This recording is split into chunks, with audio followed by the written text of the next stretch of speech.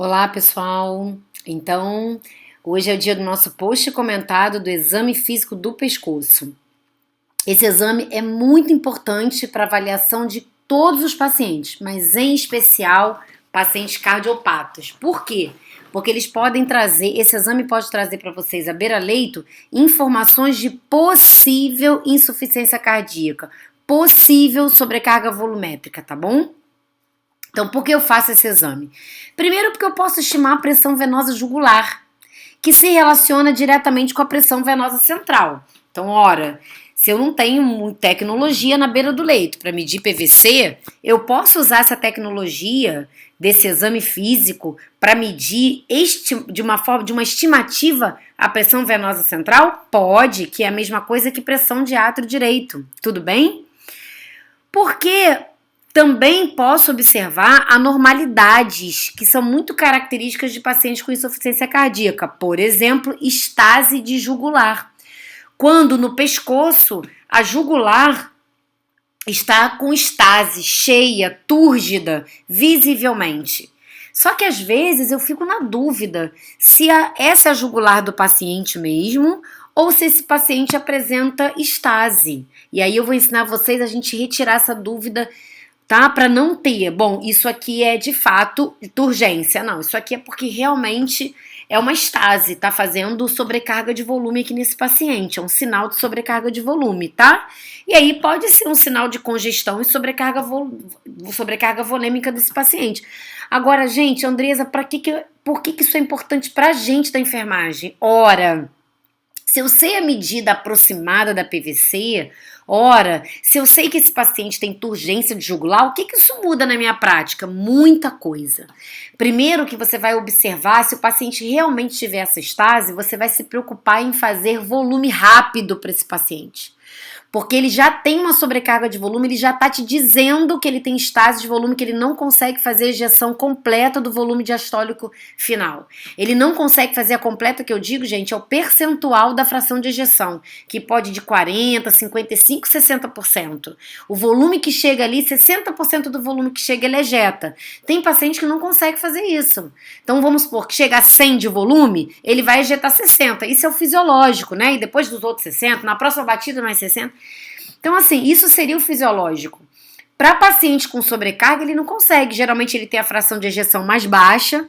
Então, chegou 100 para ele vai ejetar 30 e vai ficar com 60. Esse volume represado, a cada ciclo, acaba aumentando e retornando para o átrio direito, que aumenta a pressão e que vocês conseguem ver isso refletido na veia cava e na jugular. Como a veia cava você não vai conseguir vê-la, você consegue ver a jugular, é na jugular que você vai observar. Tudo bem? Então isso muda a minha prática para eu prestar atenção nos volumes que estão fazendo no paciente. Não vou fazer volume rápido nesse paciente. Ah, Andresa, abre 1000 ali de soro rápido nesse paciente. Gente, esse paciente é aquele que tem estase de jugular. Eu medi a pressão venosa central dele. Lembra que eu avisei você estava alta? Ah, mas eu tenho que fazer volume. Tudo bem, mas não precisa ser rápido. Entende? A gente pode fazer ele mais devagar. Tudo bem? Outra dica importante é que eu, sabendo dessa informação, eu posso conversar com a equipe médica para a gente não fazer diluições com diluente, com volume muito grande de diluente. Por exemplo, se eu puder colocar uma nora mais concentrada uma vez de uma nora light, colocar uma dobuta um pouquinho mais concentrada ao invés de uma dobuta pura ou mais concentrada, perdão, dobuta pura não, mas uma dobuta mais diluída, eu queria dizer mais diluída, tá? E não pura ou concentrada. Então observem que esses pacientes, essa informação não é só para dizer, ih, olha lá, ele tem estase. Não, é para eu tomar decisão na beira do leito, é para mudar a forma com que eu cuido do doente, tá bom? É por isso que a gente tá aqui. A gente tá conversando sobre isso para na hora da beira do leito eu me preocupar com o volume, me preocupar com as diluições, observar a diurese desse doente, tá? E aí a pressão venosa jugular, a gente pode estimar a PVC. Como é que eu faço estimativa de PVC? São 20 horas. Bom, eu posso fazer estimativa da pressão venosa central, primeiro porque a pressão venosa central, uma estimativa da pressão de átrio direito, porque está ligado direto na cava, porque está ligada na subclávia, que está ligada na jugular interna, que está ligada na externa. Então é uma estimativa indireta, tudo bem? Então, ó, anatomicamente, ó, aqui é a cava superior, aqui é a subclávia, jugular externa, jugular interna. O mesmo serve para o outro lado, tá bom, gente?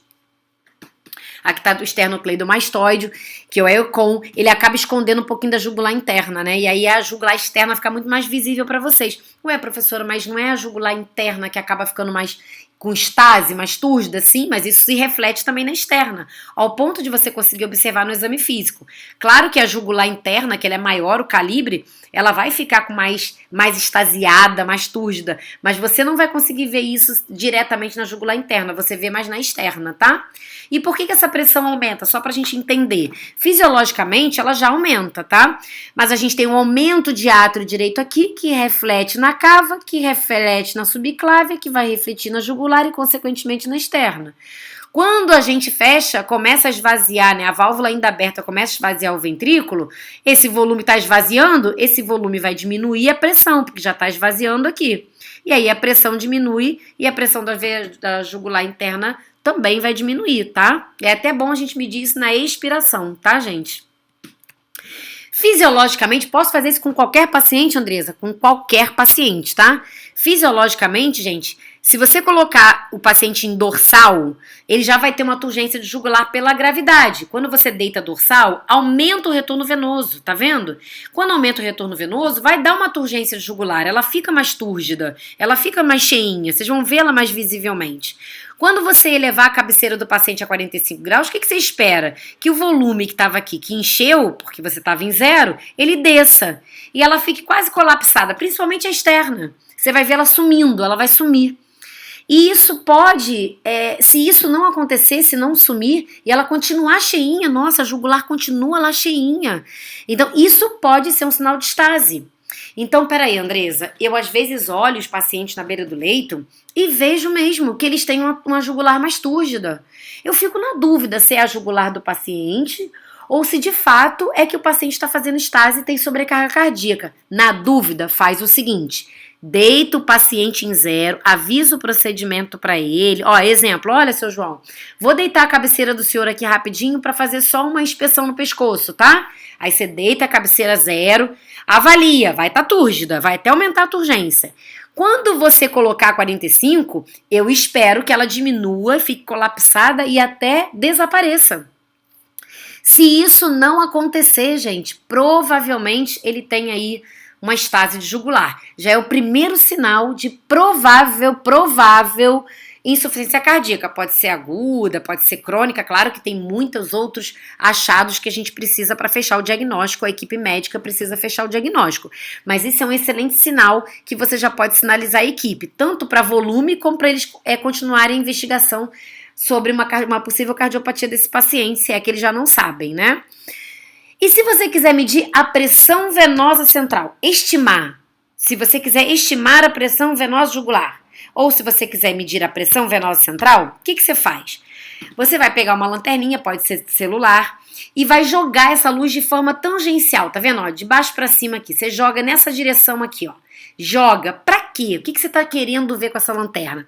Você tá querendo ver o ponto de pulsação máxima, sim, pulsação que reflete na veia, tá bom? Pulsação que reflete na veia. Esse ponto de pulsação máxima, você tem que marcar esse ponto onde ele está.